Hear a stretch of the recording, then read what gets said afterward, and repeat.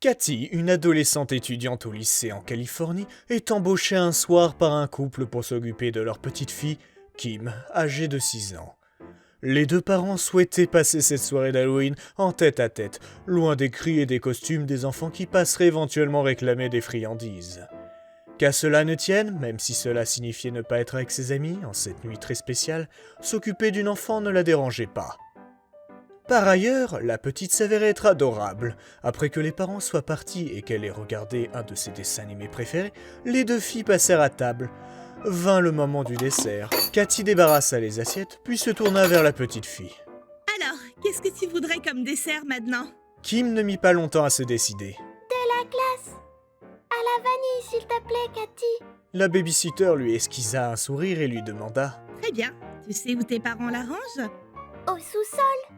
Cathy se dirigea vers la porte que la fillette lui avait indiquée. La pièce était plongée dans un noir absolu, comme si la nuit dehors ne l'était pas assez. Elle entreprit de descendre les escaliers à tâtons, s'appuyant sur le mur à la recherche de l'interrupteur. Ce n'est qu'une fois arrivée en bas qu'elle sentit le contact du bouton sous ses doigts. Un flash l'aveugla un bref instant avant que la clarté ne s'éteignût. L'ancienneté de l'ampoule se faisait sentir, mais elle éclairait suffisamment pour se diriger dans la pièce. Cela dit, c'était un vrai débarras.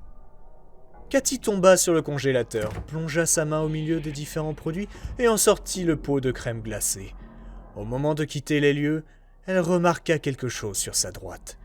Une fenêtre donnait une vue sur le jardin, faiblement éclairée par la lueur d'un réverbère.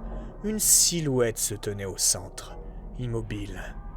Elle fixait la direction du réverbère, faisant dos à la fenêtre, mais Cathy devina la silhouette d'une fille aux longs cheveux blonds, portant quelque chose sur son visage.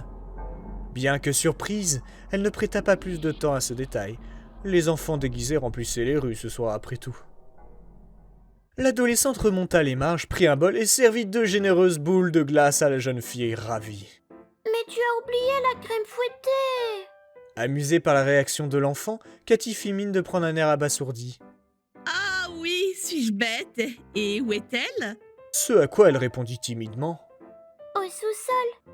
Elle se rendit à nouveau dans la pièce, alluma l'ampoule, se dirigea vers le frigidaire et se saisit de la bombe de crème. Alors qu'elle se tenait au pied des escaliers, la forme de la fenêtre happa son attention. La silhouette qu'elle avait aperçue était toujours là, mais cette fois, elle fixait la fenêtre. Et elle s'était rapprochée, suffisamment pour que l'ampoule du sous-sol l'éclaire faiblement. C'était bien une fille, le visage caché derrière un masque des plus déconcertants. Rouge et noir, les yeux fins et sombres, fendus d'un sourire exhibant des crocs abominables. Cathy pressa le pas. Elle garnit le bol de crème et posa la bombe sur la table. Kim se tourna de nouveau vers sa babysitter.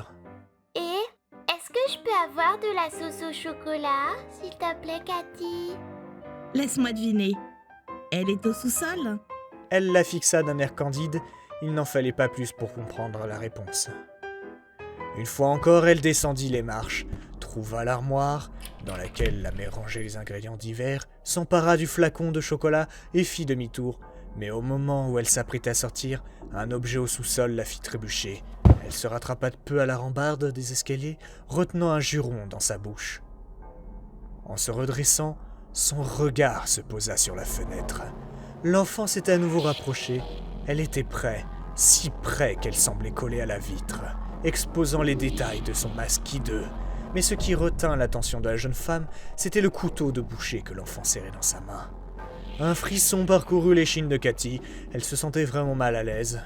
Arrivée en haut des escaliers, elle souffla pour se calmer, puis tendit le flacon à la fillette. J'espère que mademoiselle est contente. Ah oui, merci, Cathy. Mais Kim releva les yeux, emplis d'une lueur innocente. il manque encore les vermicelles. Maman me met toujours des vermicelles. Face au regard déconcerté que lui lançait l'adolescente, elle répliqua un sourire angélique qui vint illuminer son petit visage, jusqu'à ce que l'expression de sa babysitter s'atténue. Bon, d'accord. Mais c'est la dernière fois, ma grande. Tremblante, Cathy descendit rapidement les escaliers et alluma l'ampoule. Elle ne put s'empêcher de jeter un coup d'œil à la fenêtre. L'enfant avait disparu.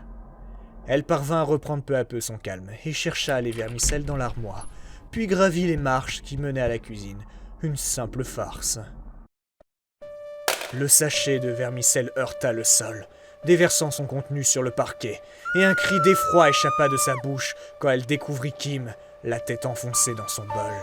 Un épais flot de sang s'écoulant le long de sa chaise pour se répandre sur le sol en une flaque écarlate s'échappant de sa gorge tranchée vive. Les parents de la fillette ne tardèrent pas à rentrer, suivis de peu par la police. Ils trouvèrent l'adolescente terrorisée dans un coin du salon, arrivant à peine à balbutier quelques mots. Alors que les agents de police étaient parvenus à la calmer un peu et s'apprêtaient à l'interroger, la mère, toujours en proie à son désespoir, s'approcha de l'adolescente. « Mais enfin, Cathy, qu'est-ce qui s'est passé? Je t'en prie, dis-le-moi !» L'adolescente parvint tant bien que mal à décrire le déroulement de la soirée, le repas, la glace, le sous-sol, la fenêtre et la fille qu'il avait observée tout ce temps. Les yeux remplis de larmes de la mère se troublèrent d'une expression d'incompréhension et de doute, avant qu'elle ne parvienne à murmurer. « Cathy, il n'y a jamais eu de fenêtre au sous-sol, seulement un miroir sur le mur.